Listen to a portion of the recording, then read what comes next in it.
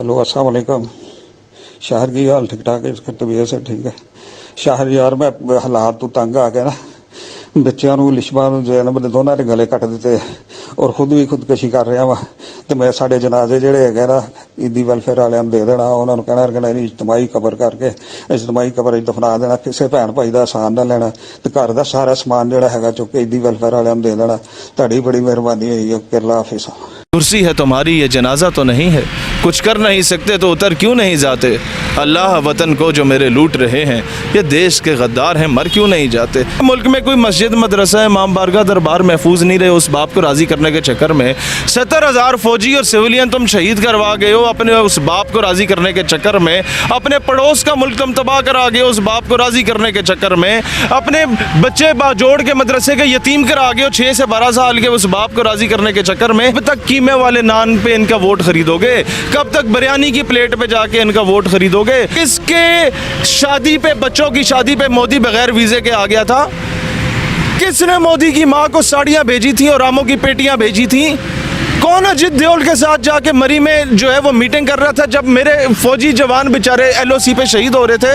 ओ भाई, किस मुंह से हम लोग ये जश्न आज़ादी मनाए कि जब किस मुंह से 14 अगस्त मनाएंगे हम लोग? किस मुंह से हम 6 सितंबर को यौम दफ़ा मनाएंगे? किस मुंह से यौम पाकिस्तान हम लोग जाके 23 मार्च को मनाएंगे कि जब मेरे मुल्क के ऊपर मुसल्लत एक ऐसी हुकूमत है जिसको अमेरिका को राज़ी करने के लिए लाया गया है।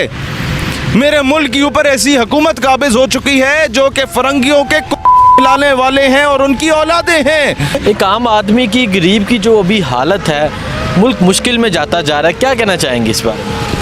ये ड्रामेबाजों की हुकूमत है। एक ड्रामेबाज, नौसरबाज हमारा वज़ीर आज़म बन गया है। जहाज़ में बैठा हुआ था तो उसका PA कहता है सर, ओ सर गल सुनो, हाँ कैमरा ऑन है, फ़ौरन कहता है ओए ये उंगलियां हिला रहा है। ये ऐसे ड्रामेबाज हैं कि अवाम को इन लोगों ने समझा हुआ है कि इन्हें वो 70 साल पहले की तरह ट्रक की बत्ती के पीछे लगा के टोरा जा सकता है। नो, अवाम समझदार हो गई है, लेकिन अवाम बेचारी लुट मर गई है भाई। अवाम में अभी बच्चों के पास पीने का दूध के इनके पास पैसे नहीं है, लोगों के पास वो किराया दें घर का, वो बेचारे अपने दाल दलिया करें, वो अपने बच्चों को स्कूल भेजें, लोग क्या करें? और फिर ये ऐसा ड्रामेबाज है कि वो एक दरिया के किनारे बंदा बैठा, वो दरिया बन गया ना सारा बलूचिस्तान, वो बंदा बेचारा बैठा हुआ एक किनारे पे और बिलक बिलक के रो रहा है, चीख रहा है कि कोई आए, मेरे बच्चे डूब गए हैं। कोई पूछने वाला नहीं है। ये ड्रामेबाज अभी फिर डाकिए की यूनिफॉर्म पहनेगा, लंबे बूट चढ़ेगा और हैट पहन के फिर वहाँ फ़ोटो सेशन के लिए, कैमरा ऑन है, हाँ जी आओ फ़ोटो सेशन कर लेते हैं। ये ऐसे ड्रामेबाज हमारे मुल्क में मुसल्लत हैं।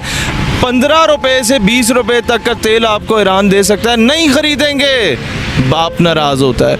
70 रुपये में तेल आपको मलेशिया देने को तैयार है, नहीं खरीदेंगे, बाप नाराज होता है। 80 रुपये में इंडोनेशिया तेल देने को तैयार है, नहीं खरीदेंगे, बाप नाराज होता है। 60 रुपये सस्ता रूस आपको तेल देने को तैयार है, नहीं खरीदेंगे, बाप नाराज होता है। अजरबैजान, तुर्क, हमारे से ये तमाम सेंट्रल एशियन स्टेट्स आपको, मिडल ईस्ट की स्टेट्स आपको तेल देने को तैयार है, नहीं खरीदेंगे। क्यों? पापा जानी नाराज होते हैं क्योंकि इनके या वो जरदारी का जो वो मखलूक उसने पैदा की है, उनके इन सब के बिजनेस चल रहे हैं उनके साथ, इन लोगों के बच्चे पढ़ रहे हैं उनके मुल्कों में, इनकी बेगमात, इनके बच्चे वहाँ पर रहते हैं, इनके बिजनेस वहाँ, इनके पैसा उनके बैंकों में, तो फॉरेन पॉलिसी तो अफेक्ट होगी। मैं तो हमेशा कहता हूँ अमेरिका को, यूरोप को भाई बनाए, दोस्त बनाए, बाप ना बनाए। There is hell lot of a difference between भाई एंड बाप। अब वो कोकोमो वाला मिफ्ता कहता है कि जनाब ओगरा ने उसे कहा 13 रुपये पेट्रोल जो है सस्ता करो, 3 रुपये कर रहा है, क्यों? बाप नाराज हो जाएगा। IMF की शराइत है। ओगरा ने समरी भेजी कि जनाब डीजल जो है वो 2 रुपये से 3 रुपये तक आप महंगा कर लें, ज़रूरत है, तो इसने 9 रुपये महंगा कर दिया। यार तुम मुझे ये बताओ कि किस बाप को राज़ी कर रहे हो? उसने तुम्हारा बख्शा क्या है? तुम्हारे मुल्क में कोई मस्जिद मदरसा इमाम बारगाह दरबार महफूज नहीं रहे, उस बाप को राज़ी करने के चक्कर में 70,000 फौजी और सिविलियन तुम शहीद करवा गए हो। अपने उस बाप को राज़ी करने के चक्कर में अपने पड़ोस का मुल्क तुम तबाह करा गए हो, उस बाप को राज़ी करने के चक्कर में अपने बच्चे जोड़ के मदरसे के यतीम करा गए हो 6 से 12 साल के, उस बाप को राज़ी करने के चक्कर में। और कितना राज़ी करना है तुम लोगों ने? फिर उनके चरणों में बैठोगे हमें हुकूमत दे दो। ये अवाम अंधे गूंगे बहरे नहीं हैं कब तक कीमे वाले नान पे इनका वोट खरीदोगे? कब तक बिरयानी की प्लेट पे जाके इनका वोट खरीदोगे? डॉलर हमारा 250 रुपये पे पहुंच गया सर। हमारा उससे एक एक चीज़ महंगी होती है। कैमरा घुमा के ज़रा झंडे दिखाओ, इनसे जाके पूछो कि भाईजान ये जो झंडे तुम लोगों ने रखे हैं, ये जो बड़े वाला झंडा है ये 1200 का होता था, 5,500 का दे रहे हैं ये बेचारे क्या करें? अच्छा आगे आप सुने, इन झंडा भी इसके कोने में लिखा हुआ है मेड इन चाइना। 75 सालों में ये ढगे अपने मुल्क के लिए अपने मुल्क का कौमी झंडा नहीं बना सके। 75 सालों में ये ढगे ऐसा अस्पताल नहीं बना सके कि जब ये मर रहे होते हैं, जब इन पे नैब के पर्चे होते हैं तो बार दफ़ा हो जाते हैं। अपने मुल्क को, अपनी रियासत को एक ऐसा अस्पताल ये लोग नहीं दे सके। 75 सालों में सिंध की गरीब आवाम के लिए ये लोग कुछ नहीं कर पाए। इनके जरदारी साहब के साहिबजादियों और साहिबजादे के जो उनके लिए लाखों रुपए का दूसरे ममालिक से खाना आता है, और थर पार करके बच्चों को वही उतनी लागत से आधे का भी खाना दे दो तो शायद वो बिलक बिलक के ना मरे। और यार चोलिस्तान में क्या हो गया? हमारे पूरा बलूचिस्तान भीग चुका है। फिर कहते हैं लोग जो है वहाँ के दहशतगर्दी की तरफ जा रहे हैं। क्या कर रहे हैं? दहशतगर्द नहीं होता कोई, दहशतगर्द बनाया जाता है तुम्हारे रवैयों से, तुम्हारे नज़रअंदाज करने के रवैयों से। तुम उस पे चढ़ाई कर देते हो और उसे दुश्मन के आसरे पे छोड़ देते हो। जिसके घर में 2 वक्त की रोटी नहीं है, उसको दुश्मन आके रोटी देगा तो वो तो दुश्मन की ज़ुबान बोलेगा। क्यों उसके साथ ये रवैया किया जाता है? क्यों गरीब आवाम जब अपने हकूक़ की जंग लड़ती है कि जनाब हमारा हक है रोटी कपड़ा मकान, क्यों उसके ऊपर जुल्म कहा जाता है? उसको कहा जाता है तो मुल्क दुश्मन हो गए हो। मुल्क दुश्मन कौन है? किसके शादी पे, बच्चों की शादी पे मोदी बगैर वीज़े के आ गया था? किसने मोदी की माँ को साड़ियाँ भेजी थी और आमों की पेटियाँ भेजी थी?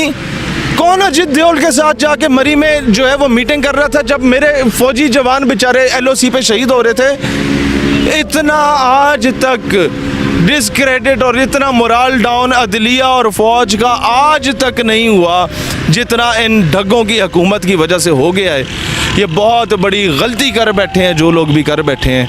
हमारी शहादतें रायगा जा रही हैं, हम लोग बेचारे, हमारे लोग वहाँ शहादतें दे रहे हैं और आवाम से फिर बातें भी सुन रहे हैं। इनकी गलत पॉलिसीज़ की वजह से, इन ढग्गों की गलत फैसलों की वजह से हमारा मुल्क दिवालिया हो गया है। और ये यकीन रखो, ये कौम जान जाए कि मुल्क अगर डिफ़ॉल्ट कर जाता है, मुल्क का अगर दिवालिया निकल आता है, तो इन उल्लू के पट्टों ने पहली फ़्लाइट पकड़ के किसी ने बेल्जियम दफ़ा हो जाना है, किसी ने बरतानिया दफ़ा हो जाना है, किसी ने अमेरिका दफ़ा हो जाना है, किसी ने स्विट्ज़रलैंड दफ़ा हो जाना है, किसी ने दुबई दफ़ा हो जाना है।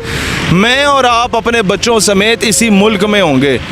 गरीब आवाम यहीं पे आगे ख्वार होगी। कोई वही अफ़गानिस्तान वाला हाल होगा कि सारे मुल्क से बाहर फ़रार हो गए थे, दफ़ा हो गए थे गरीब आवाम को तबाही के दहाने पे छोड़ के।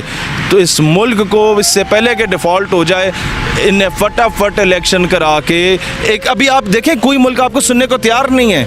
आपका सरबराह एक इदारे का बेचारा मिन्नतें कर रहा है कॉल करके, पैसे दे दो यार, कर्जे दे दो, क्योंकि तुम तो किसी काबिल रहे नहीं हो, तुम्हें कोई वज़ीर आज़म मानने को तैयार नहीं है। कोई किसी को हेड ऑफ द स्टेट्स या head of the department, head of the institution मानने को तैयार नहीं है। इंटरनेशनल कंट्री किसने इस मुल्क को इस दहाने पे पहुंचा दिया इनकी गुलामी में अपने बाप को राज़ी करने के लिए? कुर्सी है तुम्हारी, ये जनाजा तो नहीं है। कुछ कर नहीं सकते तो उतर क्यों नहीं जाते? अल्लाह वतन को जो मेरे लूट रहे हैं, ये देश के गद्दार हैं, मर क्यों नहीं जाते? मुल्क डिफ़ॉल्ट हो गया तो यकीन करो, वो माएँ जो अपनी बेटियों को कुआं में छलांग लगवा देती थीं कि जनाब किसी बनिए का हाथ तुम्हें टच ना हो, तुम बेआबरू ना हो जाओ, उन माओं को क्या जवाब दोगे? कि मुल्क डिफ़ॉल्ट हो गया तो वो बहन जिसको बरहना करके उसके साथ ज़्यादती की गई, बाप के हाथ बांध के at the time of partition और उसका जिस्म काट के उसके बाप के गोद में रख दिया गया, तो आखिरी सांसें लेके कहती थी कि अब आप पाकिस्तान में मेरा सलाम कहना है, तो बहन को क्या जवाब दोगे? ओ भाई, किस मुंह से हम लोग ये जश्न आज़ादी मनाए कि जब किस मुंह से 14 अगस्त मनाएंगे हम लोग?